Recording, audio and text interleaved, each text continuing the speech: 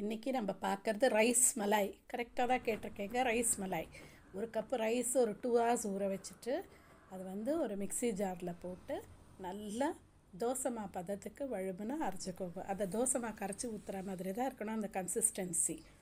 இது இந்த மாதிரி ஓகே. அந்த மாதிரி அதை அரைச்சி எடுத்துன்ட்டு இதில் இப்போ ஆட் பண்ண வேண்டியது ஒரு 4 சொட்டு 4லேருந்து 5 சொட்டு எல்லோ கலர் வேணுமென்னா ஆட் பண்ணிக்கலாம். பட் நான் கொஞ்சம் ஆட் பண்ணேன். ஓகே, இந்த கலர் ஆட் பண்ணால் அந்த லிக்விட் கலர் தான் எனக்கு கிடச்சிது. அதை ஆட் பண்ணிவிட்டு அப்புறம் ஒரு 3 டேபிள் ஸ்பூன் சர்க்கரை, அதுக்கப்புறமா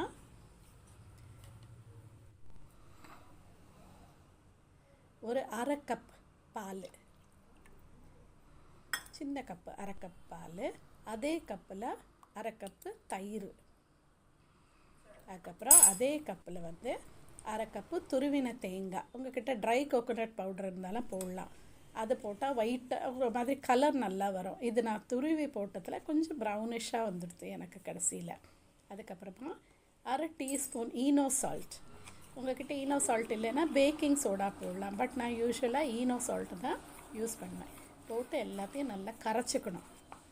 சப்போஸ் இது வேண்டான்னா நீங்கள் அரிசியோடைய எல்லாத்தையும் சேர்த்து போட்டு அரைச்சி விடலாம். அதுக்கப்புறமா உங்களுக்கு எந்த சைஸ் பவுல்ஸ் இருக்கோ நம்ம வீட்டில் அதை நல்லா நெய் விட்டு க்ரீஸ் பண்ணிவிட்டு அதில் இந்த மாவை ஊற்றிக்கணும். ஊற்றின்ட்டு நான் இட்லி தட்டில் தான் 4 மவுல்டு 4 இதில் வச்சுட்டு நல்லா ஒரு 10லேருந்து 12 நிமிஷம் ஸ்டீம் பண்ணிட்டேன். அதுக்கப்புறம் பார்த்தா எடுத்தால் இந்த மாதிரி ஈஸியாக டீமோல்ட் ஆகிடும். அப்புறமா ஒரு 1/2 லிட்டர் பால் நல்லா காய்ச்சின்ட்டு அதில் பவுடர் சுகர், ஏலக்காய் வேணால் ஏலக்காய், இல்லை குங்குமப்பூ. எனக்கு ஆற்றுல குங்குமப்பூ இல்லை, அதனால நான் ஏலக்காய் போட்டுட்டு நல்லா காய்ச்சி இதில் விட்டுடணும். அவ்வளோதான், ரைஸ் மலாய் ரெடி.